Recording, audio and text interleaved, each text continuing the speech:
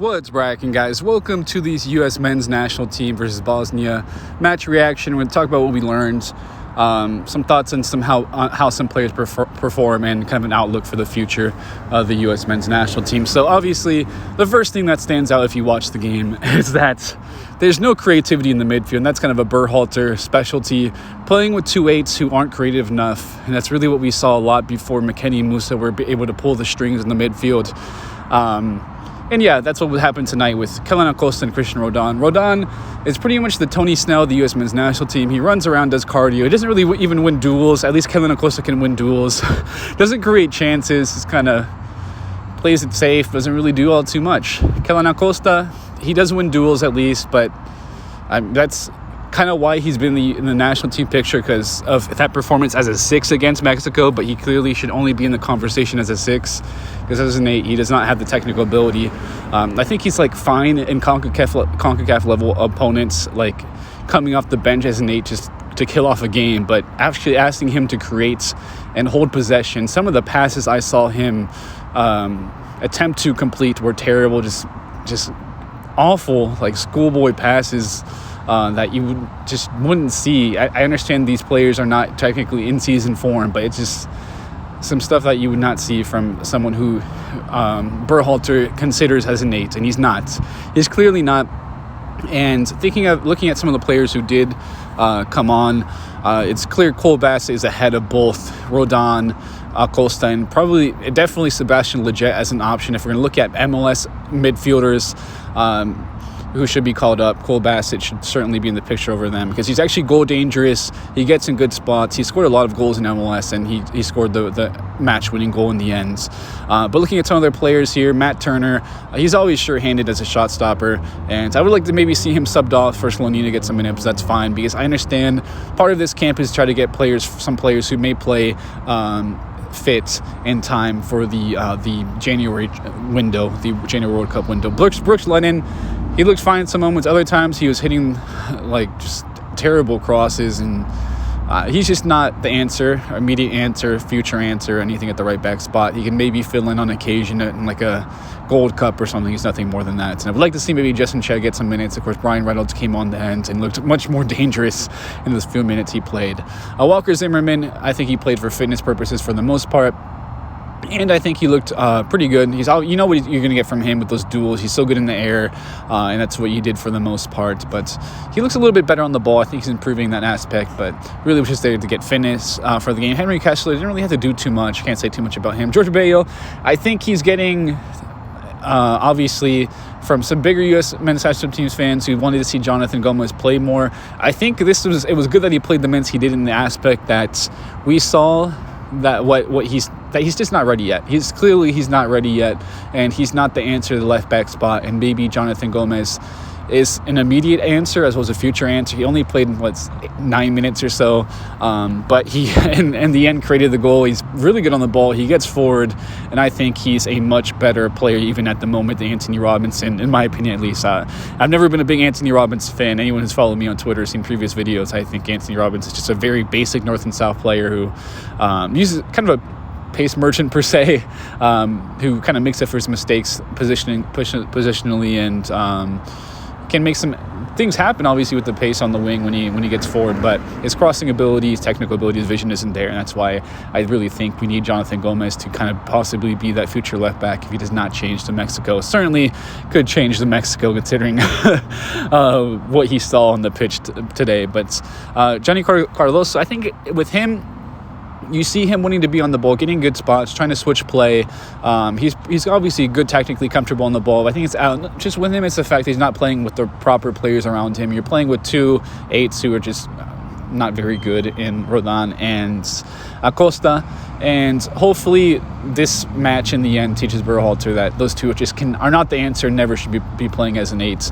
I think it always should be, if we're going first in the depth chart, the 8s should be probably Musa, McKennie, or you can even say Reyna over Musa possibly, or McKennie, because I mean once Reyna does get fit, then you have guys like Luca de la Torre, Gianluca Busio, Richie Ledesma. I rate him, and I really hope he makes the World Cup squad over guys like Acosta or Roldan. But moving on, Jesus Ferreira, another player who I think would actually be the option as kind of as a 10 if we ever want to play with a 10 rather than dual 8s. And he's a good creative player. You can see him getting in good spots. He's dangerous. He's good technically. He just, again, wasn't playing with the players to really get the most out of him in this match. He did have some good moments, creating kind of half chances, creating some chances, getting some players in good spots. But again, Roldan, we already mentioned him. Roldan is just, nope. Tony Snell. Jordan Morris, nice to see him fit. So you can see with that pace, he's dangerous. He got himself in a good spot and should have probably scored a goal. But other than that, was mostly probably trying to get him fit. I do think he could possibly be on the... I think you can definitely make a case for him being on a World Cup squad or qualification squad, an expanded qualification squad over Paul Arriola. His name just went off my mind for a second, but yeah, he's much better than Paul Arriola. So everyone, MLS wingers, I'd much rather see him, and even he can play as a 9 as well, and we're not doing too well in 9 spots at the moment. Pepe should have scored a goal, but he's still so young, and any minutes I think are valuable to him, and hopefully he gets fit and possibly moves to... I would like to see him move to Europe before the end of the transfer window, obviously. But yeah, we already talked about Roldan and Acosta. Obviously not the answer as an 8. Possibly can play as a 6 in the absence of Tyler Adams if we're not asking him to do anything technically, but really is not the player for the U.S. men's national team as an 8. And I really don't think he's the answer as a 6 either, just because he's so poor technically.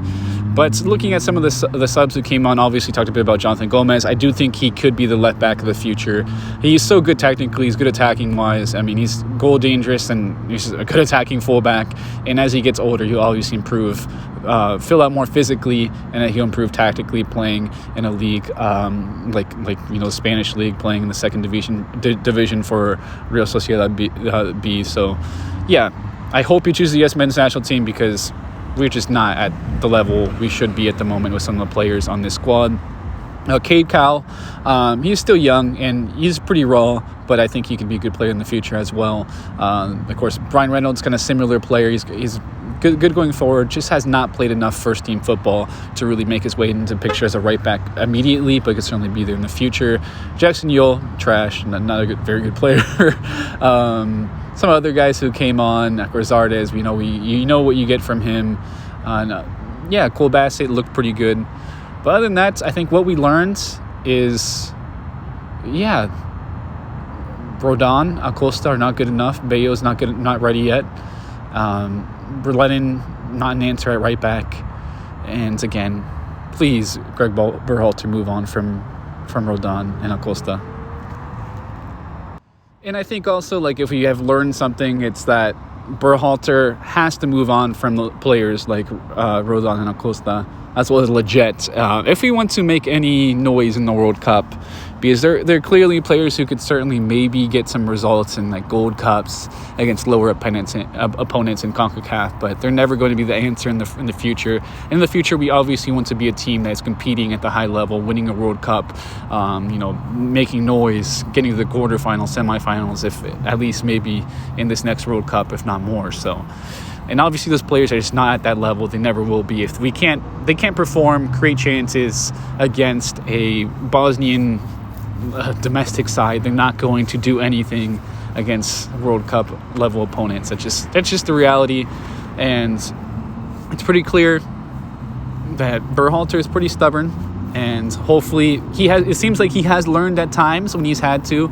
Maybe this is one of those games. Hopefully we can think, hey, Berhalter, he just wanted to see really how bad possibly Acosta and Roldan are as 8s. Is that what we wanted to see? If that's what we wanted to see, we certainly saw that, and hopefully that is what we learned, because that was a big problem in the Panama match. We just, what was it, Legit Acosta and Roldan or something was the midfield, and it was just absolutely terrible.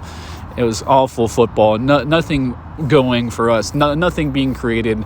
And I think that's one of the issues playing with dual 8s as well. I think you have to have... You can get away with maybe a 6 who's decent on the ball and obviously strong defensively. 8 who's maybe a destroyer. But you need a 10 who can create at least. If we would have taken off maybe Acosta or Roldan for a player, maybe as Ferreira to play as a cam, or something like that. He's played there for FC Dallas. I think that football would have looked a lot better on the pitch than it did. But yeah, it didn't work that way, unfortunately. But hopefully Berhalter finally learns, because that was ugly football. I literally watched it throughout work and on my lunch break, and that was a horrible, some horrible time spent. That things have to change. Please, no more Christian Roldan, no more Roldan and Acosta. Get them out of the U.S. men's national team. We have much better options. We have Ledesma, Luca de la Torre, we have Busio. We have much better players who can play as eights. And no, this is not good. This is not good. Not a fun match to watch. And hopefully Berhalter sees that and does not include them on any future roster, unless you're maybe having Acosta as a backup 6. With that, guys, thank you all for tuning in. Goodbye.